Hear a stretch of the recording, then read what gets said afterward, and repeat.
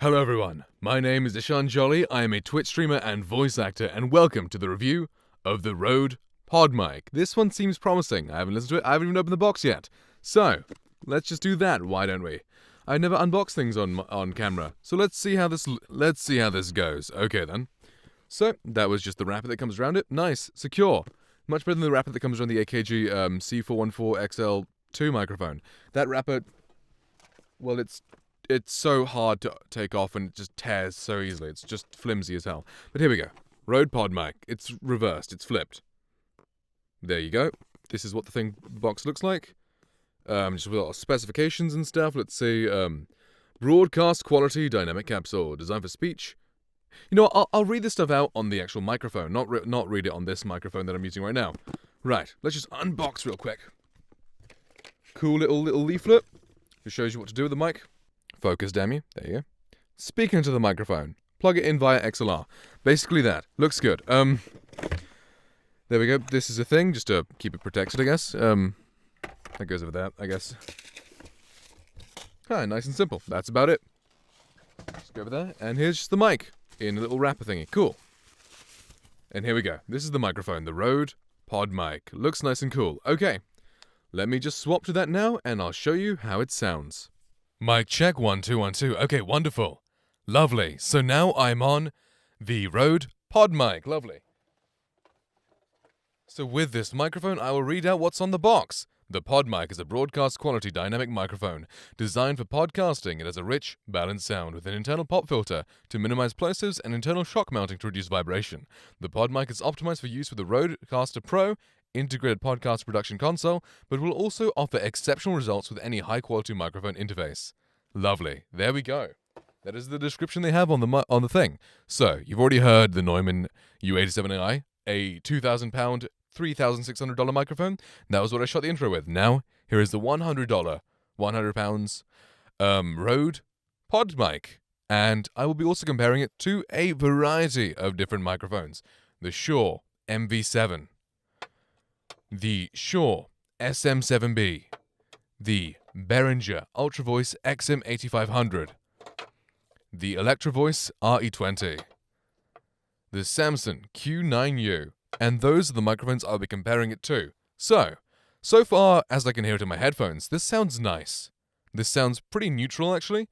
It doesn't sound too colored, like the MV7 sounds colored, but in a really bad way. I really don't like the MV7, but that's that. Okay, so let's just, just speak for a bit, like, yo, this is a broadcast microphone. This is a quality microphone for streaming. Not really that suitable for voice acting, because it's not that neutral, it's not that transparent. For voice acting, go with a large diaphragm condenser that has a neutral tone to it, that isn't colored too much. Like the Neumann microphones, they're all good for voice acting. TLM102, TLM103, U87AI, etc., etc., etc. Or the Rode NT1. That is just the perfect budget mic for voice acting because it's just so flat, so neutral. The Rode NT1, perfect. If you have a budget, if you can't afford a Neumann, go with the Rode NT1. That is all I'll say for voice acting. But for live streaming, broadcast, that sort of stuff, this sounds really good. In my headphones, it sounds way better than the MV7 and Q9U. Let's see how it sounds and stacks up against the SM7B and RE20, and we'll get to that because those mics are way more expensive than this is. So, I mean, all these mics, except for this one. This one's only £15, so this one's very cheap in comparison to all of these microphones. But all the microphones I'm comparing to are more expensive. And I feel like this will be better, but I'm only listening to it in my headphones. I just unboxed it. I'll listen back in editing. And what I've been told is that, from my friends at least, is that after listening back in editing, I will, go through and give my opinion on each of the microphones at the end of the video after listening back to all the clips and record that separately. That works. Okay, I'll be doing that. Lovely. So you've been hearing me on the Rode Podmic. Okay, here is me trying to engage the full proximity effect of this microphone. Here is me a bit further away from the microphone, and here is me quite far away from this microphone. I mean, quite far, about 1.5 feet, I don't know. There we go. So that's how it sounds. Lovely. Now, first off, let's compare this to the Shure MV7. I don't like how this windscreen is so loose and flimsy. I don't like anything about this microphone. I'm bashing this so much. Be prepared for a video where I'm just bashing the MV7. That's going to come out eventually. Right. Okay, now we have the Shure MV7 microphone from the exact same distance as the Rode Podmic. Wow, even in my headphones it sounds weird. It sounds like it's too bassy, too muddy, but it's not actually enhancing the nice bass. It's enhancing the mids, the low mids, and it's just making that sound really forward. And since the Shure microphones, they don't really have very strong trebles. Like, not any of the microphones have strong treble. The SM7B has a very weak treble as well. I wouldn't say weak, but it has a very, like, sort of, suppressed treble to give you that sort of, like, woolly sound, which on the SM7B works because the SM7B has a good bass response. This one has a really weird one, but here we go. This is the MV7 microphone from the exact same distance over XLR, going through the exact same preamps and everything that I did the Podmic through. Okay, there we go. Mic check, mic check. Hey, okay. And here we are back to the And here we are back to the Rode Podmic, back from the Shure MV7. So here is back to this microphone to see how it sounds and how it hears in comparison to the MV7, just to reset your ears, and you can get a feel for this again before I swap to the next microphone, the Shure SM7B. Let's go. Okay, now we have the Shure SM7B microphone. Okay, in my headphones at least, I prefer the sound of the Shure slightly more to the Podmic, but I mean it's 4 times the price, so that's fair enough. Like, is it 4 times the price? 3.5? 3-ish, in between 3 and 4 times the price. I don't know the maths exactly, but there you go. This is the Shure SM7B from the exact same distance as the Rode Podmic that I've been speaking to so far, and here we go. How does this sound in comparison? I'll be watching these all back in editing, and I will be providing a clip afterwards where I review and summarize all of them and which one I would recommend the most. So, there we go. This is the Shure SM7B. And now we're back on the Rode Podmic, and then that was from the SM7B. We're back on the Rode Podmic, and next up I will be comparing it to a 15-pound microphone, the Berhinger Ultravoice XM8500. This microphone, so cheap and wonderful sounding for the price.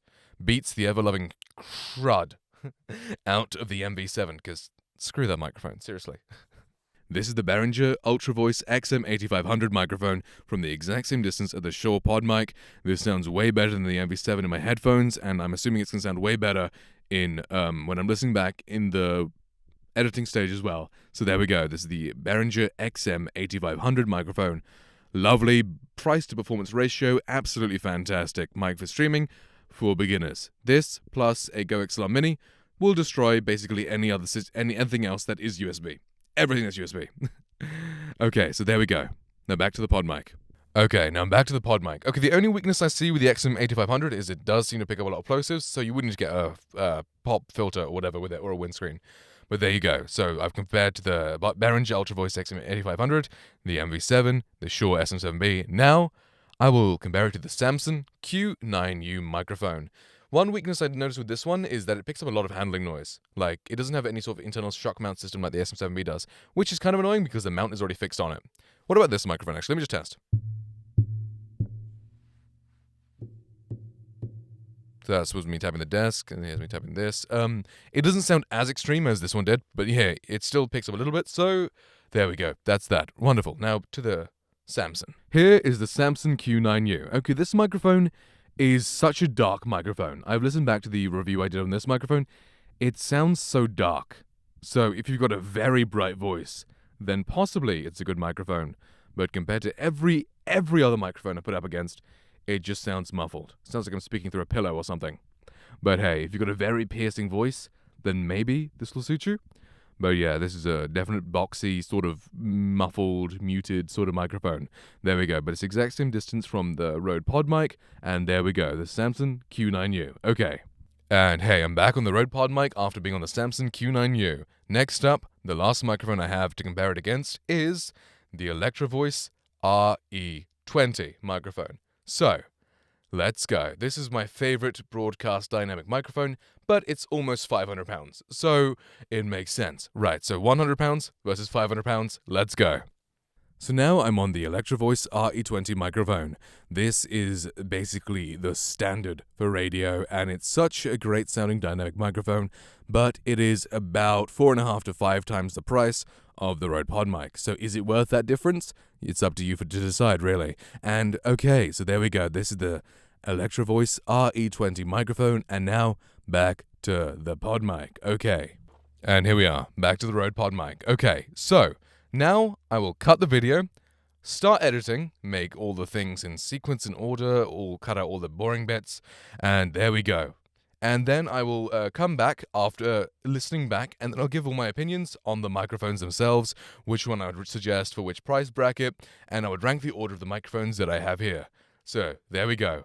I will be right back. Okay, so I've watched back all the clips and editing, and here I have come to my conclusions. So, in last place, we have, you guessed it, the Shure MV7 microphone. The microphone is very mid-heavy, mid-forward, a very sort of blunt sound, not very pleasing, not very neutral, not very transparent, not really that great. Okay, so there we go. Next up, in 5th place, I believe, we compared 6 microphones, I think. So 5th place is the Samson Q9U microphone. It's so dark that it's kind of muffled, but still the overall sound isn't too bad. Like, it's still very colored, it's not natural, it's very muffled, but the sound's not bad. It's not unpleasant, like the MV7 sounds unpleasant. So, then let's say that now we're in 4th place, we have the Berhinger Ultravoice XM8500. I'm talking about overall quality here. Overall quality-wise, this is in 4th place. Value-wise, this is in, like, top tier. Top tier. So yeah, there we go. For the price, perfect. Right, £15, and it sounds perfectly fine. If you're just streaming or just YouTubing, whatever, just get that and a Go XLR Mini, and you're set. Nothing you need to do more. There you go. And then in 3rd place, we have this microphone. It's a solid, respectable candidate. It sounds pretty neutral. Doesn't sound too colored, but then again, doesn't sound like it's anything special. But yeah, it's decent. It's solid. It's good for podcasting, streaming, etc. And it's very solid for the price, especially.